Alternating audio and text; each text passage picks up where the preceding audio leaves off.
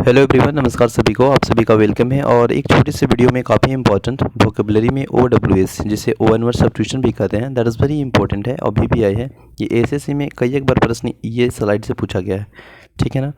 CGL में, CPU में, MTS, CHSL में, एलडीसी में यह स्टेट एग्जाम है जिसमें वोकेबलरी से OWS प्रश्न पूछे जाते हैं, जैसे एनडीए हो गया या आपको सीडीएस हो गया, नेवी एयरफोर्स। तो चलिए स्टार्ट करते हैं। सेशन अच्छा लगे तो अप्लाई कीजिएगा, दैट इज़ वेरी इंपॉर्टेंट है। पहला देखिए, ए पीरियड ऑफ 10 ईयर्स है ना, ऐसा समय जो 10 साल का हो उसे क्या बोलते हैं? उसे दशक बोलते हैं, ठीक है। उसे क्या बोलते हैं? दशक बोलते हैं। जैसे इंग्लिश में क्या कहते हैं? डिकेड, है ना, डिकेड। तो ए period of 100 year, A period of 10 years is called decade, है ना। ए पीरियड ऑफ 100 ईयर्स, 100 साल का समय को क्या बोलते हैं? सेंचुरी कहते हैं, ACNTURY, जिसे क्या बोलते हैं? शताब्दी, ठीक है ना, शताब्दी। इसके बाद नेक्स्ट एक इसी में जोड़ के देख लीजिए, ए period of 1000 year is called, 1000 वर्ष उसको बोल देंगे, उसका इंग्लिश में बोलते हैं। ये प्रश्न पूछा गया है एसएससी में। मिलेनियम, स्पेलिंग भी दैट इज़ वेरी इंपॉर्टेंट है, MI, ठीक है ना, ENNIUM, ठीक है। स्पेलिंग भी बहुत इंपॉर्टेंट है। इसको रिपीट अगेन करते हैं।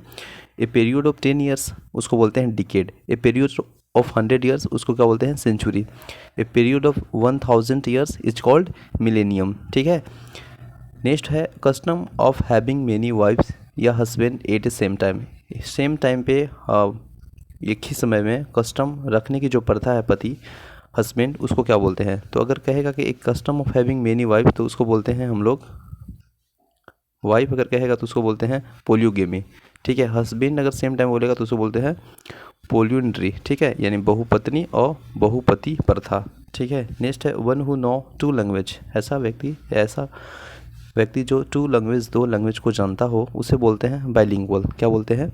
बाइलिंगुअल। नहीं कहते हैं कि बाइलिंगुअल नोट्स चाहिए सर, दोनों में हिंदी और मीडियम, है ना, तो बाइलिंगुअल बोलते हैं उसको, ठीक है ना, जो दोनों भाषा में हो।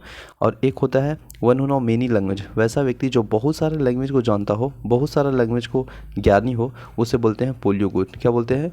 पोलियोगोट, ठीक है ना, पोलियोगोट बोलते हैं। याद रखेंगे, प्रश्न पूछा गया है। पोलियोगोट मतलब होता है बहुभाषी और बाइलिंगुअल मतलब होता है द्विभाषी। तो one who know 2 language is called bilingual, और one who know many language, बहुत सारे भाषा का ज्ञान है, जानकार है, तो उसको बोलते हैं पोलियोगोट, है ना, पोलियोग्लोट। नेक्स्ट है all of mind. All of mind मतलब सभी चीज़ उसका माइंड में है, तो उसको बोलते हैं यूनेनिमस। क्या बोलते हैं? यूनेनिमस। इसका हिंदी क्या होता है? सर्वसम्मत, ठीक है, सर्वसम्मत उसी का माइंड में है। नेक्स्ट है one who makes a powerful public speech. One who makes a powerful public speech, एकदम पूरा अच्छा पावरफुल पब्लिक स्पीच बना दिया, है ना, तो उसको बोलते हैं ओरेटर। तो एक अच्छा वक्ता बनना है तो एक अच्छा श्रोता बनना पड़ता है, ठीक है, तो वक्ता को बोलते हैं ओरेटर। तो कौन किसको बोलेंगे? One who make powerful public speech, public के लिए पावरफुल अगर स्पीच दे रहा है, ओरेटर है, वक्ता है, तो उसी को बोलते हैं ओरेटर। और ये भी प्रश्न पूछा गया है। तो one who speak powerful speak is called orator.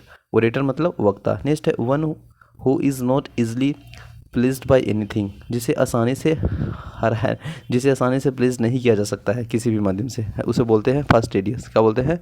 Fastidious. उसको बोलते हैं चिड़चिड़ाना, ठीक है। नेक्स्ट है incapable of being seen through. Incapable of being seen through मतलब सहमत नहीं है उसको देखने में, है ना, सीन थ्रू, उसे बोलते हैं ओपिक्यू, माने अपारदर्शी, जो कि ट्रांसपेरेंट न हो, तो उसको बोलते हैं ओपोक्यू, ठीक है। नेक्स्ट है the art of writing dictionary, माने डिक्शनरी लिखने की कला, है ना, उसको बोलते हैं लेक्सिकोग्राफी, ठीक है ना, यानी शब्दकोश की रचना, ठीक है ना। तो लेक्सिकोग्राफी याद रखिएगा, है ना, ये भी प्रश्न पूछा है। लेक्सिकोग्राफी जो कला रहता है उसके पास राइटिंग लिखने का, मैं कहता हूं कि आना जाना।